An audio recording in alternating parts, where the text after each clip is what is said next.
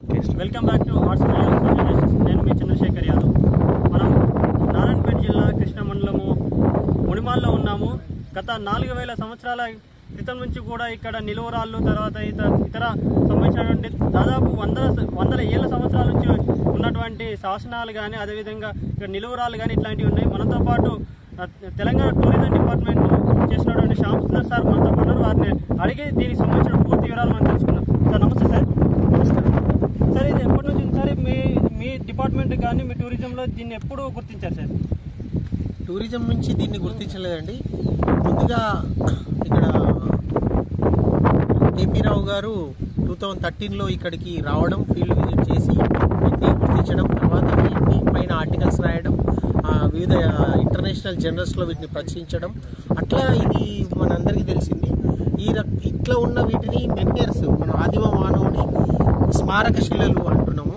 ఈ స్మారక శిలలు ఇక్కడ ఎట్లా అన్నాయంటే మనం ఒక 16 వరుసలుగా 160 పిల్లర్స్ మనకు ఉండేటివి. ప్రస్తుతం అవి ఒక 30-40 పిల్లర్స్ వరకు వచ్చినాయి. అయితే ఈ పిల్లర్స్ అన్ని కూడా ఒక క్రమ పద్ధతిలో వాళ్ళు నిలబెట్టారు.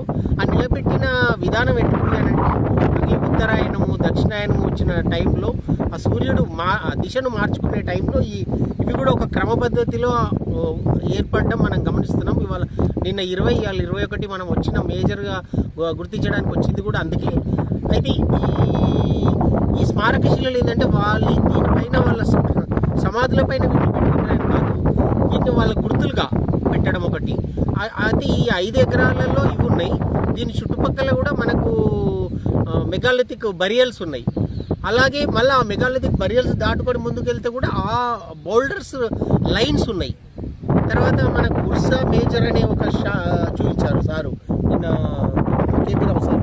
అట్లా ఉర్సా మేజర్ పైన సార్ ఉర్సా మేజర్ అంటే ఏంటి సార్? అంటే దేనికి గమనిక దేనికి చూసికాం సార్ ఉర్సా లేయర్ అనేది? ఉర్సా మేజర్ అనేది ఇప్పుడు మనకు నార్త్ డైరెక్షన్ ఎలా ఉన్నది, ఆ నార్త్కి ఒక పాయింట్ చూపిస్తూ తర్వాత మిగతా నక్షత్రాల గమనాన్ని అంతా దాంట్లో క్యాప్ మార్క్స్గా చూపించారు.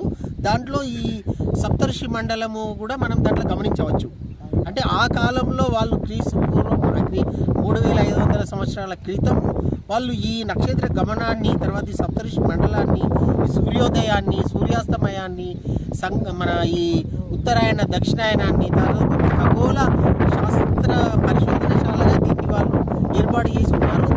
వాళ్ళు ఏర్పాటు చేసి ఉన్నారనే విషయాన్ని మనకు బాహ్య ప్రపంచానికి తెలియజేశారు కేపీ రావు సార్.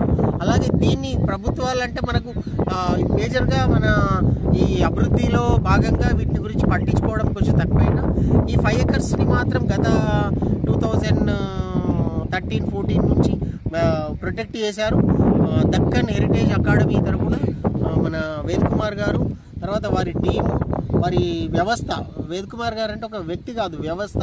ఆ వ్యవస్థ ద్వారా ప్రభుత్వాలకు దీన్ని వాళ్ళ ముందుకు తీసుకురావడం, అలాగే ప్రభుత్వాలని ఈ దిశగా వాళ్ళని తీసుకొచ్చి వాళ్ళకి చూపించడం, ఆఫీసర్స్ని కానీ కలెక్టర్స్ని కానీ, తర్వాత ఇక్కడ లోకల్ పొలిటికల్ పీపుల్ కానీ, ఎమ్మెల్యేస్, మంత్రులు, తర్వాత వారందరినీ ఇచ్చేసి ఒక ఏమంటారు వాళ్ళందరినీ ఒక దగ్గరికి చేర్చి రాష్ట్ర ప్రభుత్వాన్ని సంప్రదించి డిపార్ట్మెంట్ ఆఫ్ హెరిటేజ్ వాళ్ళ సహకారంతో దీన్ని మొదటగా కేంద్ర ఆర్కియాలజీ సర్వే ఆఫ్ ఇండియా వాళ్ళ దృష్టికి తీసుకెళ్లడం, తద్వారా సెంట్రల్ కల్చరల్ సాంస్కృతిక శాఖ దృష్టికి తీసుకెళ్లడం, అనుగుణంగా వాళ్ళు యునెస్కోలో తాత్కాలిక జాబితాలో 11 నెలల క్రితం సమర్పించిన ఒక రిపోర్టు ఈ సైటును తాత్కాలిక జాబితాలో నమోదు కాబడ్డది. అది మన అందరికీ గర్వకారణం నిజంగా.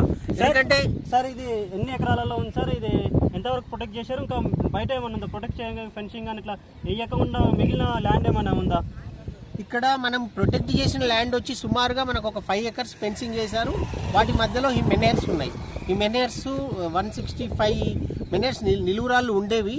ఒక 30 వరకు ఇప్పుడు నిలిచి ఉన్నాయి, కొన్ని పడిపోయి ఉన్నాయి. దీనికి బయటగా వెళ్తే మనకి ఇంకొక 20 ఎకర్స్లో ఈ మెగాలిథిక్ బరియల్స్, నక్షత్రశాల, తర్వాత ఈ ఉర్సా మేజర్, తర్వాత ఆ గమనం ఉన్న రాళ్ళన్నింటినీ కూడా మనం ఈ సింహ రాశిని కూలినటువంటి నక్షత్రాల వరుస వివిధ రాశుల షేప్స్ అన్ని మనకు ఆ రాళ్లపైన ఉన్నాయి. ఇంకా ఇవే కాకుండా ఇక్కడ వ్యవసాయ విస్తరణ వల్ల ఎంతో రాళ్ళు గుర్రాలకుగా ఒరిగి ఉన్నాయి.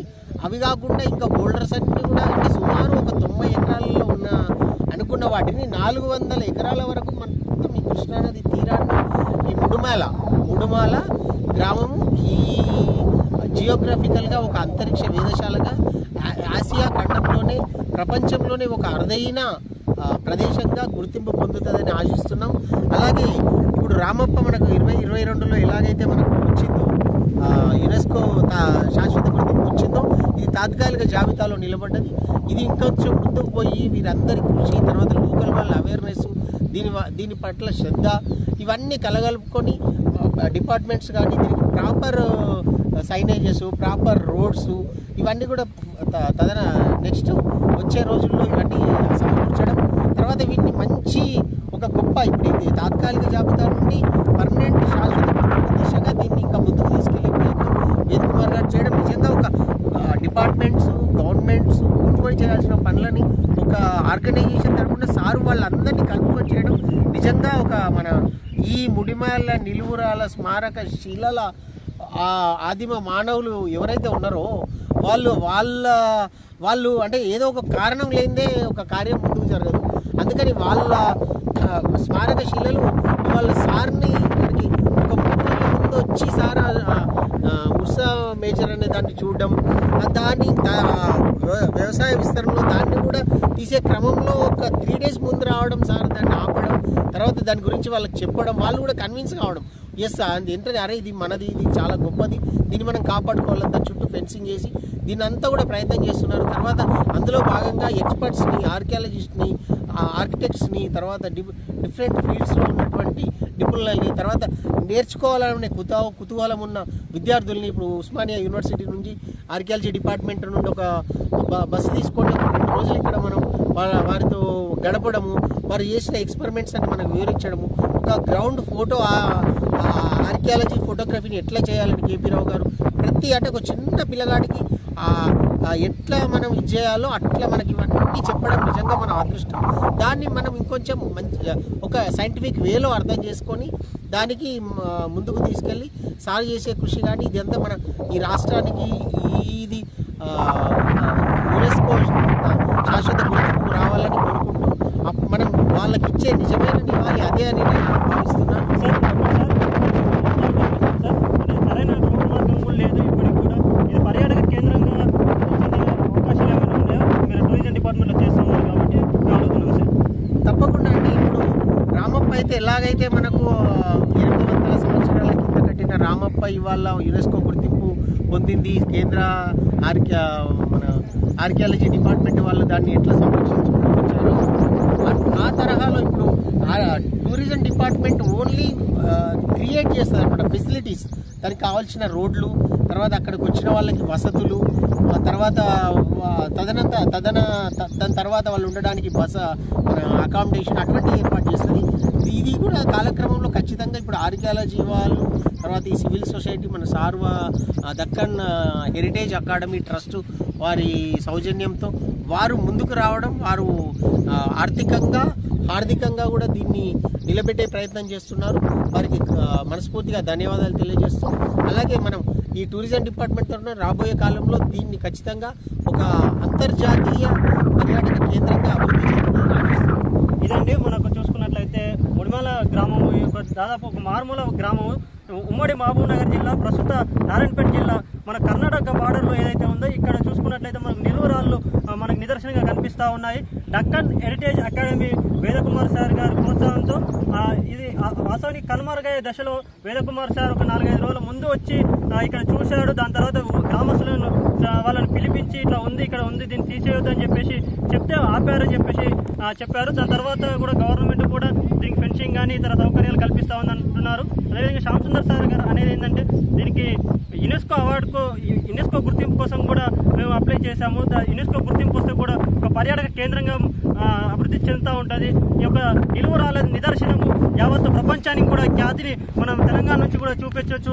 యావత్తు తెలంగాణ రాష్ట్రంలో ఎక్కడ కూడా ఇట్లాంటి నిలువురాళ్ళు లేవు, కానీ ఇది ఒక నిదర్శనము. దీనికి సంబంధించిన పక్కన కూడా ల్యాండ్స్ ఏదైతే ఉందో దాన్ని ప్రొటెక్ట్ చేసి తెలంగాణ రాష్ట్ర ప్రభుత్వము ఈ యొక్క నిలువురాళ్ళ ప్రాంతాలని పర్యాటక కేంద్రంగా తీర్చిదిద్దాలి. అదేవిధంగా ఉస్మానియా యూనివర్సిటీ నుంచి కూడా ఒక 40-50 మంది విద్యార్థులు వచ్చారని చెప్పి సంస్థల సార్ చెప్తా ఉన్నారు. అంటే నేర్చుకున్నటువంటి విద్యార్థులకు అదేవిధంగా పరిశోధకులకు కానీ ఆర్కియాలజిస్టులకు కానీ ప్రతి ఒక్కరికి కూడా దీని మీద రీసెర్చ్ చేశారు. కేపీ రావు సార్ గారు అదేవిధంగా వేదకుమార్ సార్ గారు వీళ్ళ కృషితోనే ఈరోజు ఈ యొక్క ముడిమాల నిరురాళ్ళ నిదర్శనంగా ఈ యొక్క ప్రత్యేక క్షేత్రంగా కూడా ఈరోజు ఉంది అని చెప్పేసి తెలియజేస్తా ఉన్నాను. Thank you.